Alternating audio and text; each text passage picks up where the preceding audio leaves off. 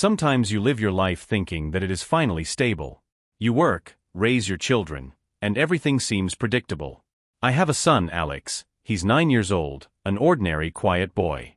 My wife and I, we always thought we had everything under control. But then one day everything changes, and so abruptly that you don't realize what's happening. This video is not just a story. It's a real story, my story. And if you think nothing unusual can happen to you, I envy you. Because I was like that myself. Until that night. Thank you for watching my channel. I create videos for your enjoyment. Please subscribe if you want to support my efforts, it's very important to me. I apologize in advance for any mistakes, dubbing is done by neural network. Please point out mistakes in the comments so I can correct them. Alex started acting weird. At first it seemed like nothing, talking in his sleep, whispering. We all talk in our sleep, especially children, when their imaginations are active. But here's what confused me. Alex woke up every night, exactly at midnight. And he always mumbled something quietly. At first I wrote it off as nightmares, but then it got weirder. Have you ever opened the door to your child's room and found him sitting on the edge of the bed, perfectly still, but talking to someone you can't see? I'm sure if you saw it with your own eyes, a cold sweat would run down your back. I walked in and asked him, Alex, who are you talking to? He looked at me calmly and said, to Aunt Selena. It hit me. Aunt Selena. My sister. She died 7 years ago when Alex was very young. How could he remember her? We took away all her pictures, all her memories. We just couldn't bear to lose her. I stood frozen, not knowing what to say. My heart was beating like it was going to burst. I was afraid to hear the rest of the story, but it came. Alex started talking about Aunt Selena in detail. He talked about what her voice was like, how she smelled. He even mentioned her favorite dress, the blue one with the flowers, the one I had last seen her in. How is that possible? You know, when someone tells you that children can see things we can't see, you smile, take it as a fairy tale. But when it comes to your kid, you're not kidding. I stood at the door to his room, unable to move, listening to my son tell me things he just couldn't know. What do you think I felt in that moment? Fear, shock, anger, all at the same time. And I knew that if I didn't figure out what was going on, I would lose sleep forever. But what happened next? Trust me, you'll want to watch this to the end because the story is just beginning. There are shocking revelations and secrets ahead that might have been better left unsolved. After that night, I couldn't sleep. The words Alex were rolling around in my head and I couldn't get them out of my head. I thought that maybe it was just an accident. That maybe he had somehow heard something about his sister, maybe one of the relatives had accidentally blabbed about her. Even though we'd done our best to erase any mention of Selena from our lives, he couldn't just start talking about her like he knew her. But that wasn't the point. His words, they were too precise, too real. And the little things he described, they could only be known to me and Selena. Like the time she broke her arm on a bicycle when she was 5 years old.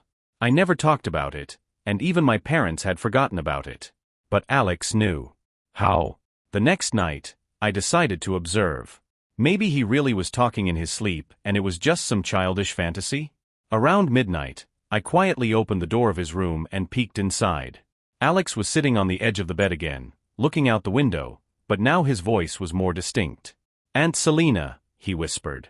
Why is Daddy hiding you? Why doesn't he want me to see you? I froze. Fear gripped me like icy chains.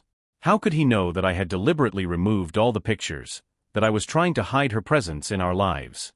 And the worst part was that he kept talking as if Selena was somewhere nearby, but I couldn't see her. The next day I told my wife that we needed to talk. My wife, as usual, dismissed my worries as childish fantasies. Never mind. But they weren't fantasies. I told her that Alex was describing things I couldn't have known. So what? Maybe he heard it from you, she tried to reassure me. But how could he have heard things I never said? At that moment, I realized that I had to find a solution on my own. And the first thing that came to mind was to put a camera in his room. I didn't know where it would lead, but I needed to find out who or what my son was talking to. That night, I didn't sleep a wink. I sat in front of the computer screen and waited for Alex to start his nightly conversations again. Around midnight he woke up again, sat on the bed and started whispering something. My heart pounded. I listened, trying to catch a single word. Suddenly, Alex stopped, as if he'd heard something, and slowly turned his head toward the camera. "Dad," he said, looking directly into the lens, "can you hear her too?" I almost fell out of my chair. How could he know what I was watching? And most importantly, who is this she? Who is this Aunt Tanya he's talking about, and why is she coming back? That, friend, is where the weird part comes in. You think this is just an imagination play? Believe me, I wish it was. But what I found out later changed everything. After that night, I realized the situation was out of the ordinary. What Alex was telling me through the camera wasn't just a creepy coincidence. He was actually aware that I was watching. But how? My head was full of questions, and each new fact only increased my anxiety. The next morning, I tried to talk to Alex directly. At breakfast, I asked him how he knew about Aunt Selina. He looked up at me, innocent, childlike eyes that didn't have a trace of fear or doubt in them. "She comes to me every night," he said simply, as if it was something he took for granted. "We talk. She always tells me the truth." Truth. That word particularly stuck with me. I caught myself not wanting to know exactly what he meant by truth. Selina had left years ago, and I had sworn to myself that the past would stay buried with her. But that past seems to have found a way to come back. And the worst part is, it's coming back through my son. "Alex, what are you telling her?" I asked, trying to stay calm.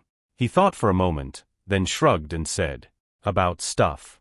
About school, about friends. About how I get sad sometimes when you get mad at me." Those words hit me in the heart. I didn't think my strict parenting moments could have such an effect on him. But there was more to it than that. I sensed that this conversation with Selina was not just a fantasy. It was something that was affecting his daily life. Meanwhile, strange things started happening at home. The curtains would move by themselves. I would hear quiet footsteps at night when everyone was asleep. My wife started noticing a coldness in Alex's room. We tried to find an explanation for this. After all, the house is old, maybe it's just drafts, but footsteps? Well, it could have been something in a dream. But in fact we both felt the same thing. Something was wrong. And I honestly began to be afraid of my own house. One day Alex came up to me in the evening and, holding an old photograph in his hands, asked, "Dad, why are you hiding it?" The photo. The very same photo I had hidden long ago so that it wouldn't remind me of the tragedy. The photo was of Selina, my sister, in the very blue dress Alex had described in our nightly conversations. I had no idea where he'd gotten it from. I'd hidden it so securely that I couldn't even remember where it was lying. "Where did you find it?" I asked, barely able to keep the tremor out of my voice. "Aunt Selina gave it to me," he said calmly. The words knocked the ground out from under my feet. Everything I'd been building, everything I'd thought was real, seemed to crumble before my eyes. I realized I couldn't ignore it any longer. My wife and I decided that we needed to talk to someone, a specialist, maybe even a psychologist. But the more I tried to find a rational explanation, the more I felt that the essence of what was happening was beyond my understanding. Have you ever felt that the past can come back, even when you've done your best to forget it? My past burst into my home through my son, and the further it went, the more strange things happened in our lives. And if you think that's the limit, I'll tell you, it's just beginning. The next night, I heard something that made me question everything I knew before. After Alex said that Aunt Tanya is around, I could no longer ignore what was happening. Two thoughts were struggling inside me. On the one hand, it could be a child's imagination. On the other hand, there were too many coincidences, too many things that just didn't fit into rational explanations. I made up my mind. I had to act. I started with the most obvious. Selina and I called our marriage counselor. I told her everything without hiding any details. She, of course, immediately assumed that Alex might be using the image of her dead aunt as a defense mechanism, trying to cope with inner fears or anxieties. This explanation sounded logical, but still in my heart I didn't believe that everything was so simple. The psychologist offered some sessions for Alex, but when I tried to talk to him about it, he flatly refused. "I'm not sick," he said confidently. "Aunt Selina says I don't need doctors. She says I should listen to her." Those words made me tense up even more. If this was just a fictional friend, why did Alex believe so firmly in her reality? And worse, why was she supposedly advising him not to trust us, his parents? I continued to watch him at night, but each night it seemed like the situation only got more complicated. One day, around midnight, I looked at the camera again, And this time I didn't just hear him talking. I heard a strange sound, as if someone or something was moving in the room. I couldn't figure out where it was coming from, but the sound was distinct, like someone was walking across the floor. My heart was racing, and I decided to go into his room, but as soon as I opened the door, Alex turned sharply to me and said, "Don't go in here. She doesn't want you to see her." I was literally pierced by a chill. How could he have known I was going to come in? Why was his voice so confident, even threatening? A fear grew inside me that I couldn't control. I felt like everything around me was becoming alien and frightening. But the strangest thing happened the next day. I found an old note on Alex's nightstand, written in Selena's handwriting. It was the same note she had left me the day she died. I knew its contents by heart. "You will be a good father. I'll always be with you, even when I'm gone." I kept it in my closet, out of sight, and never showed it to Alex. But how did that note end up in his room? I was in shock, torn between what I saw in front of me and trying to convince myself of the rationality of what was happening. I tried to ask Alex questions, but he only smiled and said that Aunt Selena will explain everything when the time comes. What time? What were these hidden hints he was dropping? I realized that I couldn't go on like this. My wife and I made a decision. Something had to be done. I could no longer live in constant fear and expectation of something terrible. But before I could do anything, I had to find out what was behind those late-night conversations. And that night, I finally saw something I couldn't explain with any logic. You think this is the end? Oh no. The big stuff is just ahead. What I learned didn't just change my perception of what was happening. It completely overturned everything I knew about my life. That night was crucial. I could no longer sit back and just watch. The feeling of being helpless before something unseen and unexplainable was unbearable. I felt like I was trapped in my own home, trapped in my own mind. Alex became more and more withdrawn and aloof.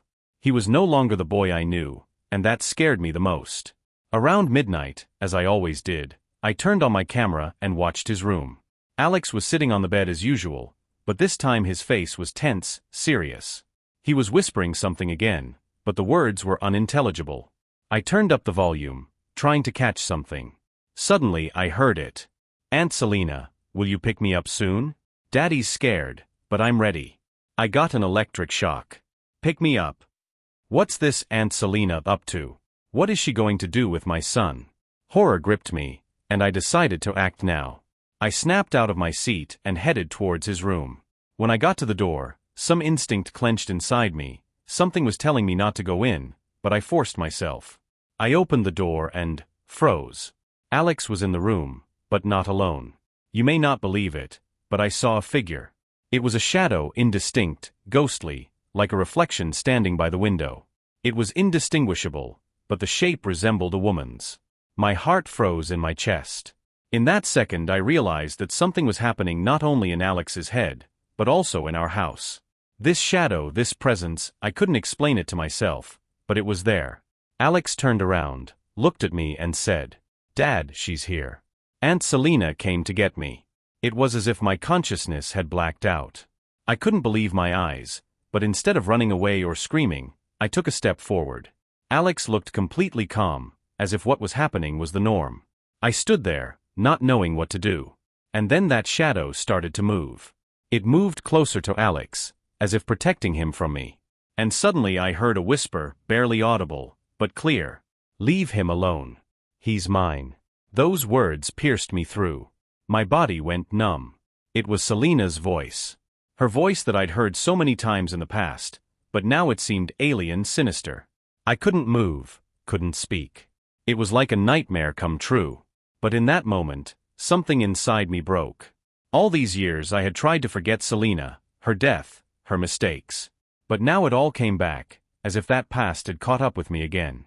I gathered all my will into a fist and shouted, "Selena, leave him alone.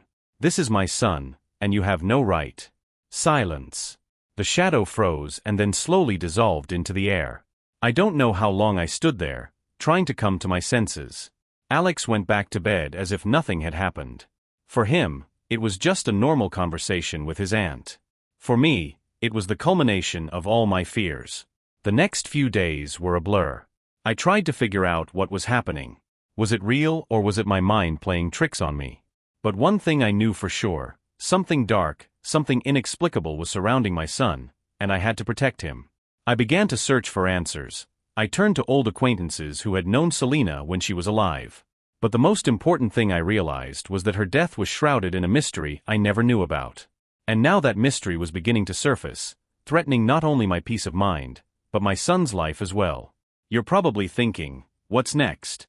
Believe me, what's next is even scarier. Because what I learned about my sister changed everything I knew about myself and my family. After that night, I realized, what was happening to Alex was closely connected to a past I knew little about. My whole life with Selena had been shrouded in the darkness of her early death, and I had tried so hard to forget about it that now I couldn't figure out where my memories ended and the truth began. I decided I needed to find out everything I didn't know. The only question was, where to go?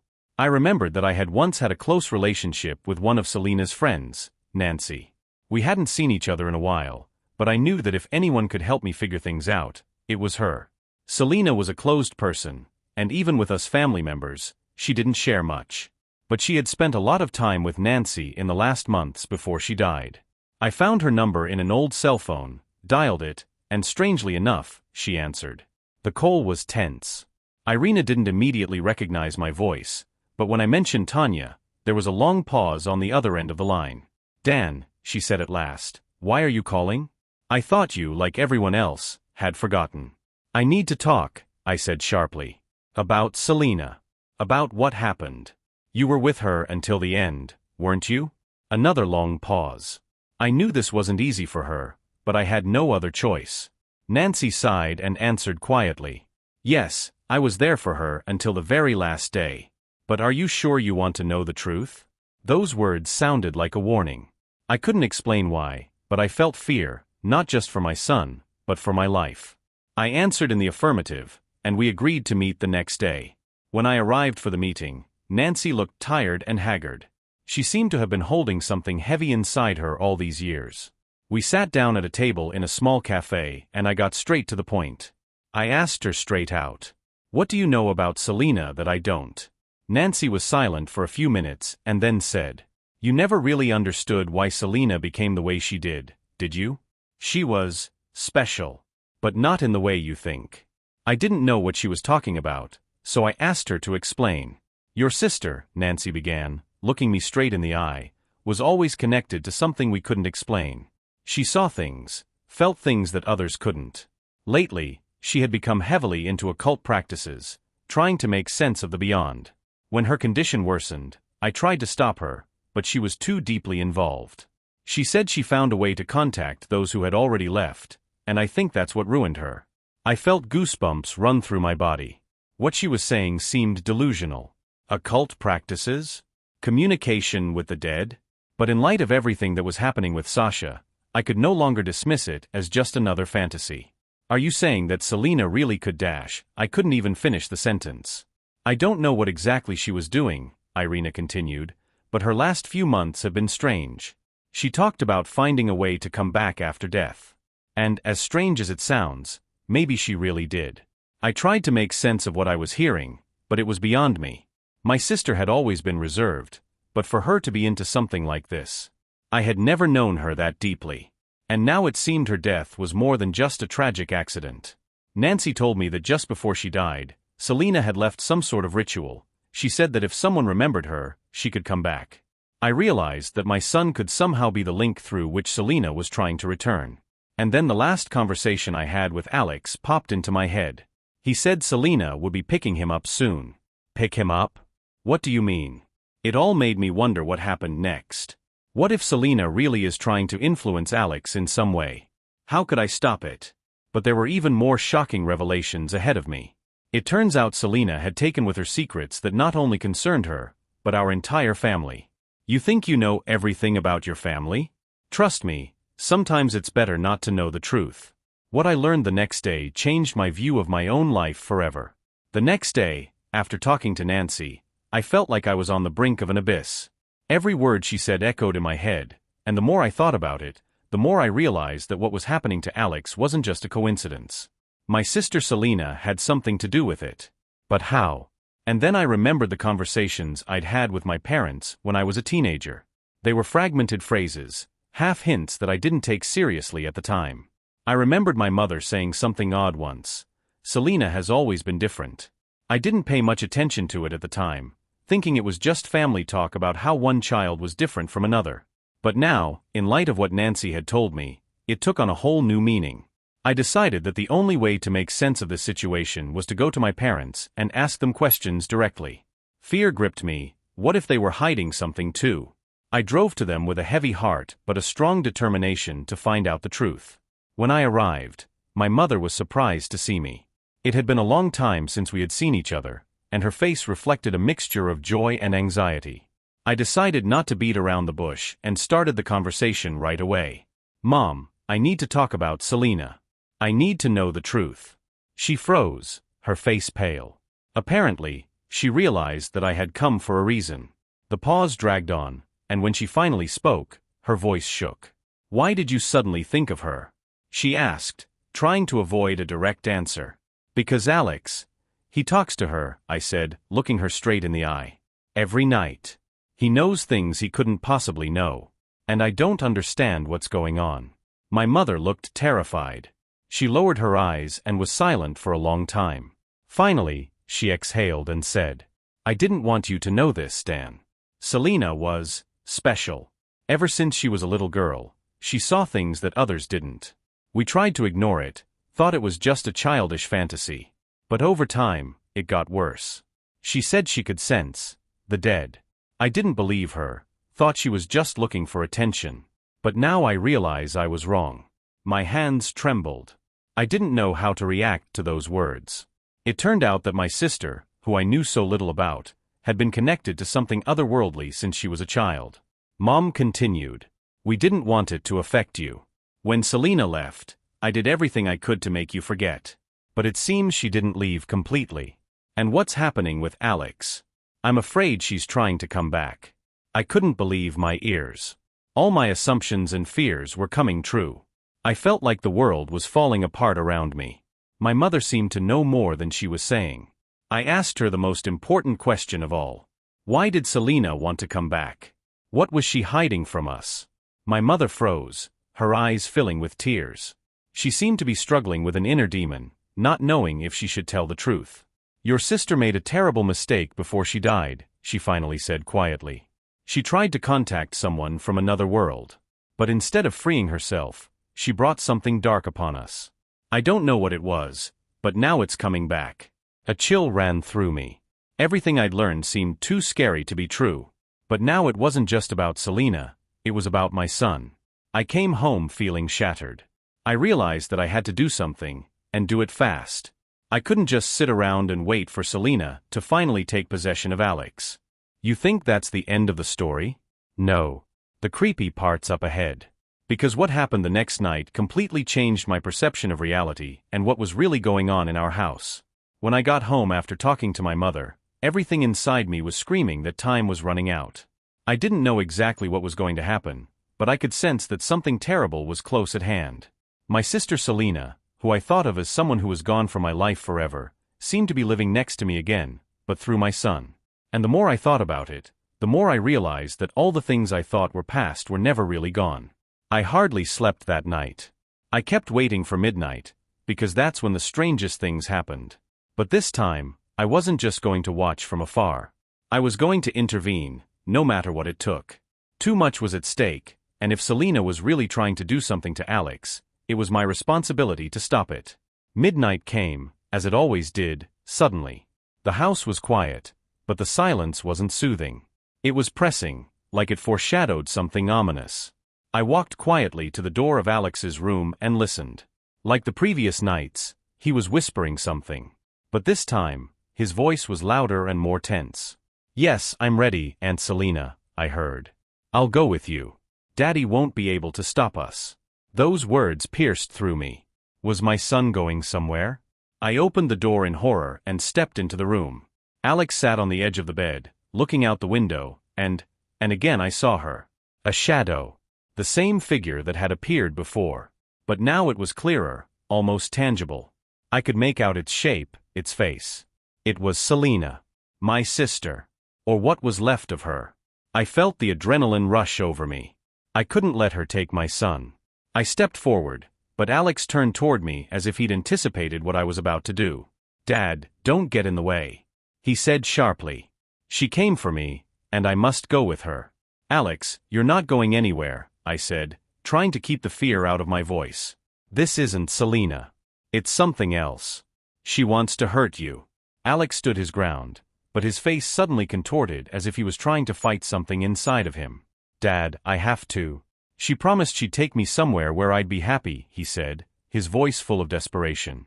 I realized that everything was at stake right now. If I couldn't pull him out of this nightmare, I would lose him forever. I took the last step towards him and looking straight into his eyes, I said, "Alex, it's a lie. She can't make you happy. I am your father, and only I can protect you. Listen to me, son. Selena is dead. She's gone, and she's gone. You have to let her go."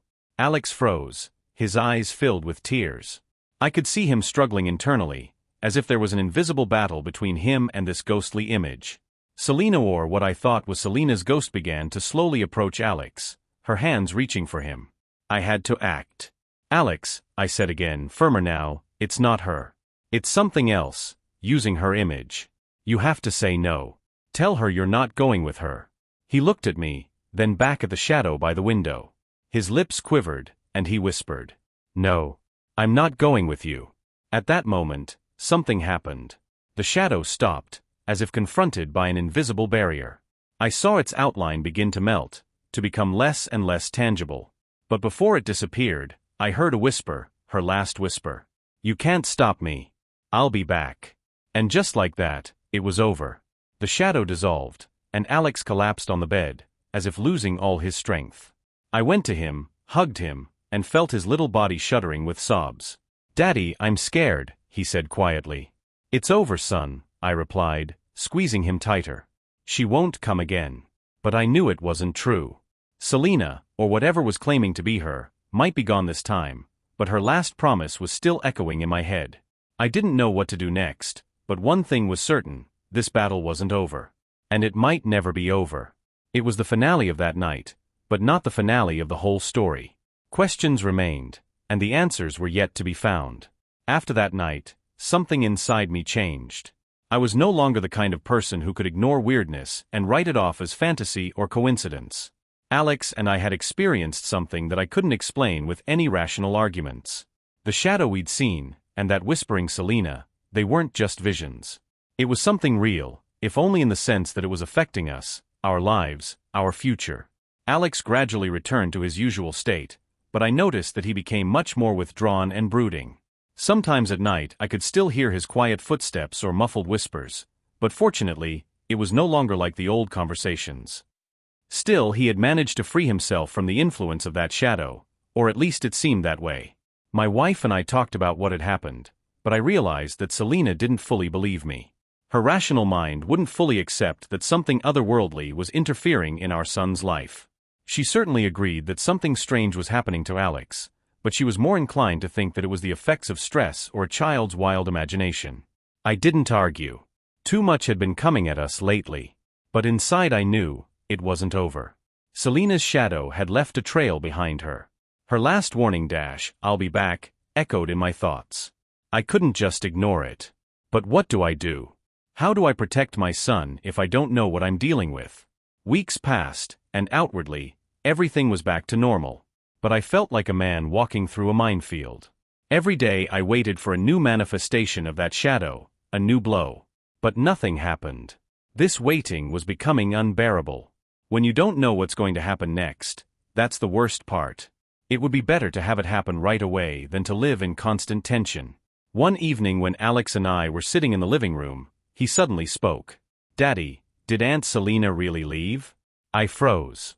We hadn't discussed it since the shadow had disappeared. I thought Alex had forgotten about it, but as it turned out, that wasn't the case. "Yes, son," I said, trying to sound confident. "She's not coming back." "What if she wants to come back?" he asked, looking at me with a serious expression. That question made me think. I didn't know what to say. How could I be sure that she really wouldn't come back?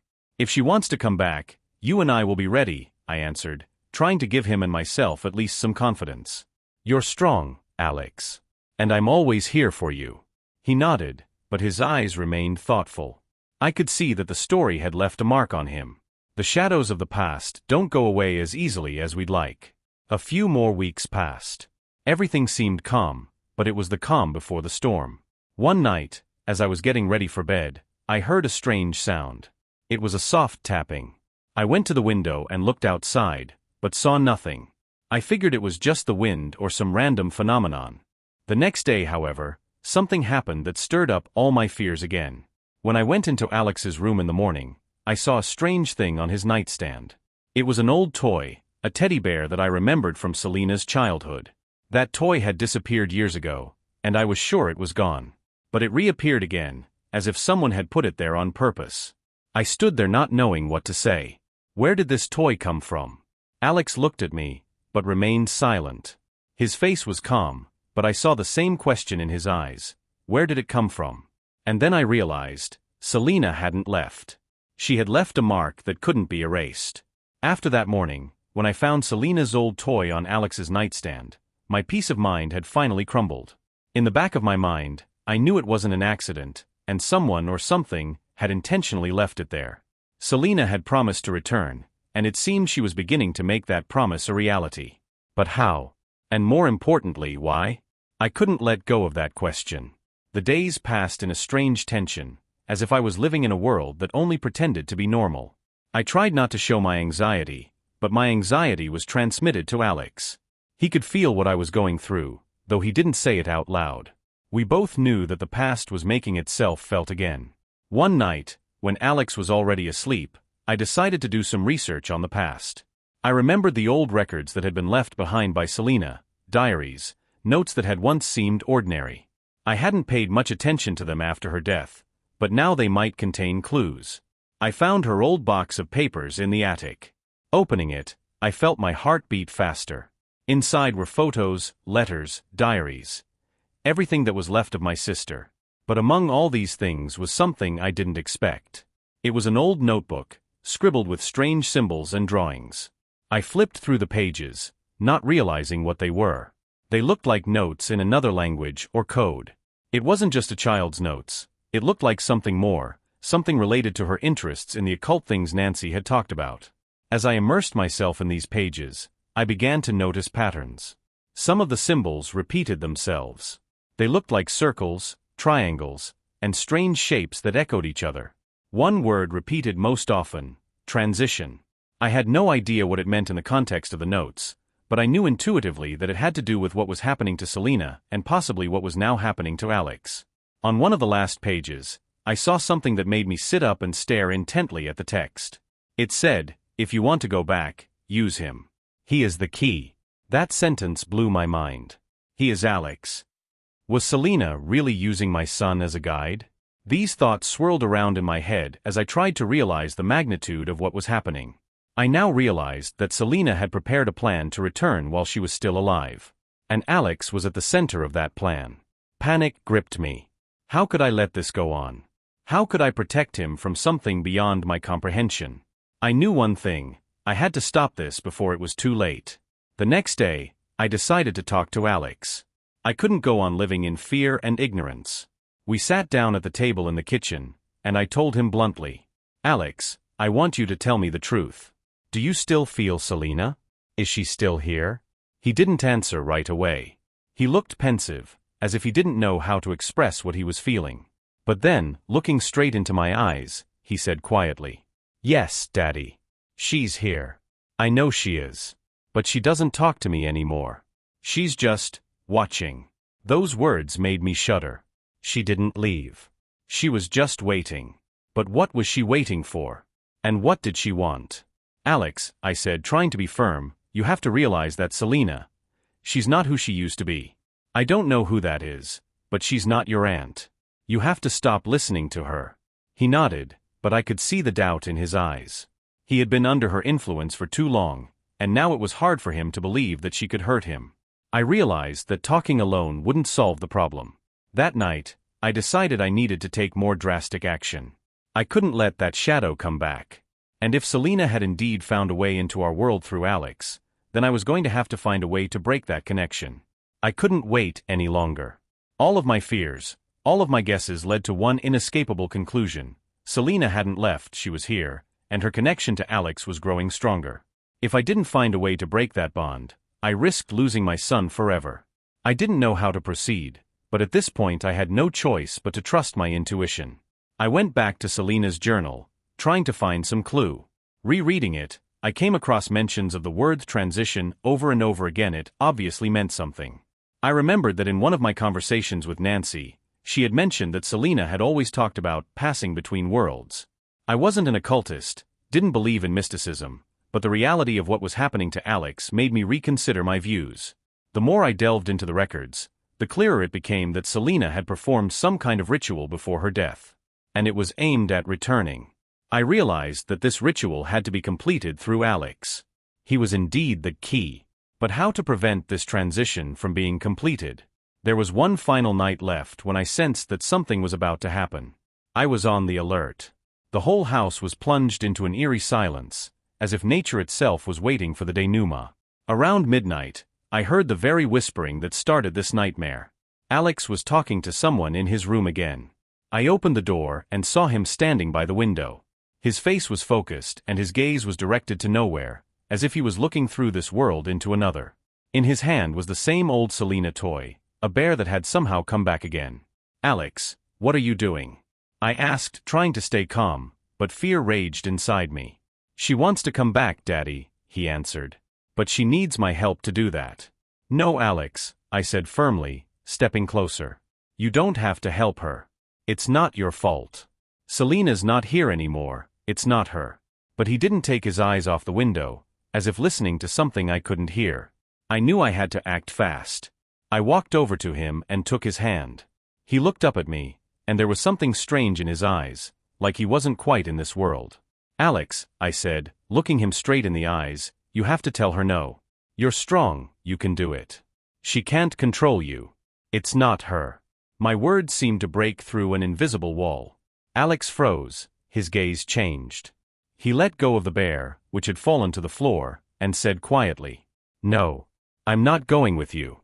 And at that moment, I felt something change in the air. The shadow that seemed so real suddenly disappeared as if it had never existed. I stood next to Alex, and in the silence of the night I realized, it was over. Selena wasn't coming back. A few weeks passed, and life began to slowly return to normal. Alex became a normal boy again, and all the strange phenomena stopped. My wife and I never discussed what had happened again, but I knew she was relieved too. I burned Selena's journals, deciding it was best not to keep the memory of what had happened. Some things were better left in the past. But sometimes at night, I still feel a strange silence in the house, and I think that somewhere in the darkness there is still a trace of what happened. Perhaps Selena really is gone, but her promise, "I'll be back," still makes me wary of listening to the night sounds. I don't know what the future holds, but one thing I've learned for sure is that sometimes the past is best left untouched. Because the shadows of the past can be much more real than we realize. This story is over, but I'm sure the lesson I learned from it will stay with me forever.